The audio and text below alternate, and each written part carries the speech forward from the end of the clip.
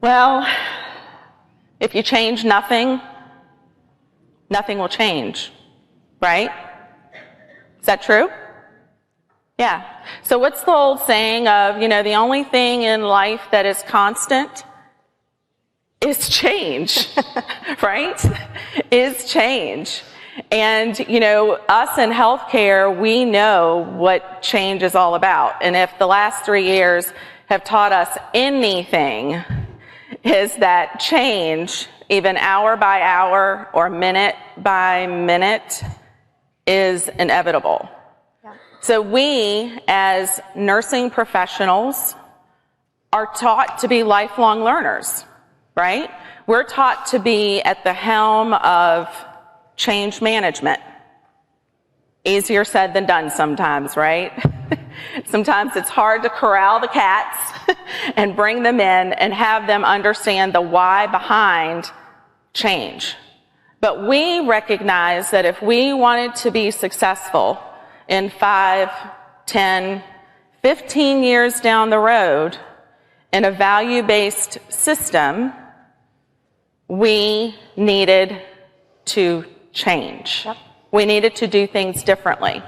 And so the first thing that we did was try to look at our primary care model and look at how we were functioning and determine how we could better strategically plan for the time that was coming, give our staff the tools that they needed to be successful, and for us to be able to identify the data, share that information with our C-suite to show that nursing work is valuable.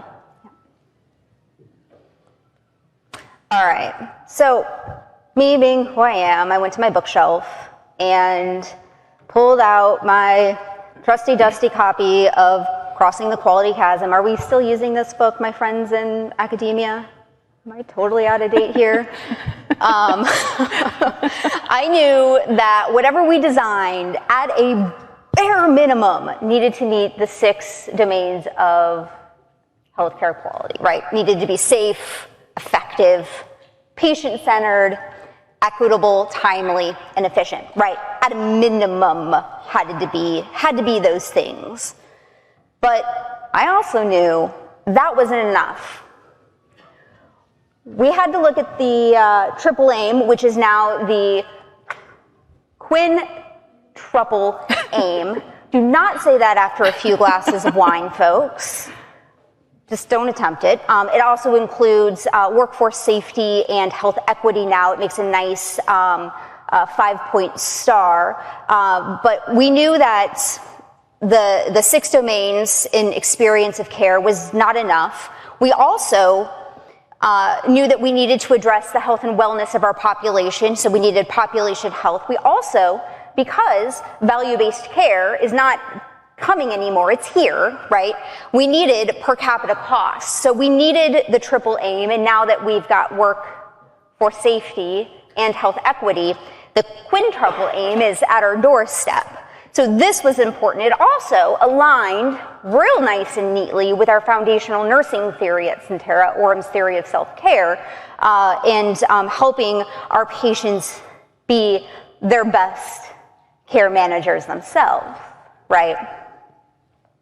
So we moved forward with that as a foundational tenet.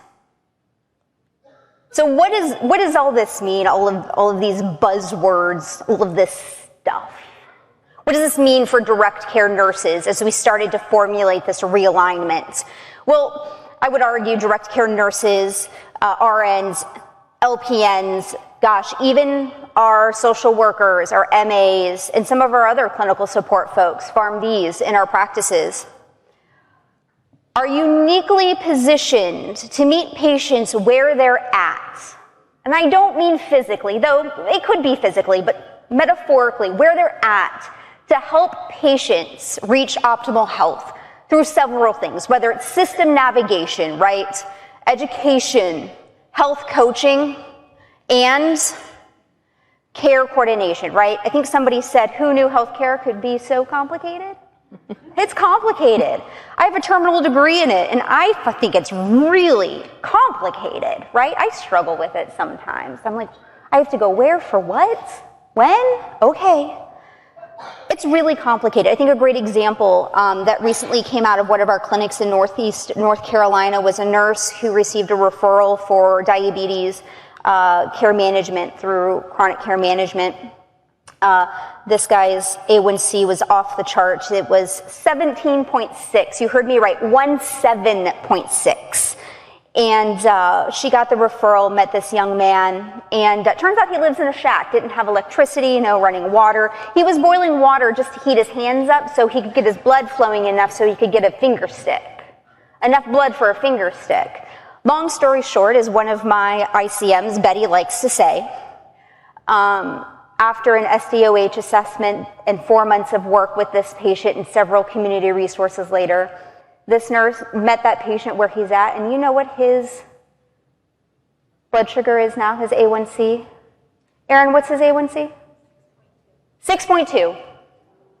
That's the impact that nurses have, right there. That's incredible.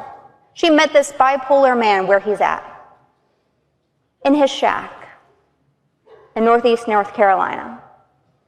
Changed his life, I'm convinced. All right. So I share this slide real briefly just to illustrate that this was not an overnight journey. This was not a 1-year project or a 2-year project.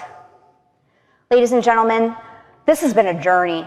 I'm tired, but this has been a journey, and it's going to be a journey. We are not done, and we stand here humbly in front of you to share this journey. I'm not sure if we've got it right, but this is what we've done, and I think we're on the right path, and we want to share with you all what we've done, and we hope that after this we hear from you all what you've done, and we want to hear what's happening across the nation and your guys' great ideas, because iron sharpens iron, right? As my Appalachian granny used to say, iron sharpens iron.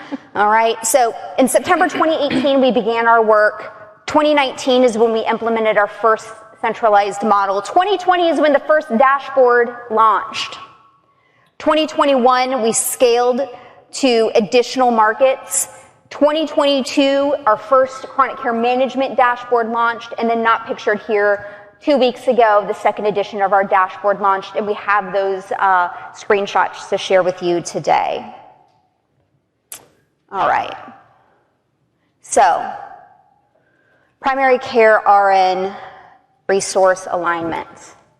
So why are we sharing all of this background with you? Well, because when you go to bake a cake, you just don't turn out with a beautifully baked cake. You have to get all of your ingredients together. You have to follow your recipe, and this was a really important part of our recipe. So we knew when we started, it was really important for us to set a goal, and our goal was to improve population health outcomes, okay? It was very clear what we needed to do. We needed to be successful in our value-based contracts. That was the way that we were going to demonstrate nurses' value at our organization. That was our path forward, okay? We had some believers in that path. We made some believers. And we realized through the literature, the work of you all in this room, our peers, pockets of excellence within our own organization, RNs, in ambulatory were the way forward to be successful in population health and achieve those outcomes to get to that 5-star Medicare Advantage rating, right? That holy grail of Medicare Advantage. That's what we want. Doing so, we needed a true north. We needed something to guide us, and I would say these objectives still guide us to this day. Our 4 objectives when we started this project were to align nursing work with system strategies for population health and complex care management.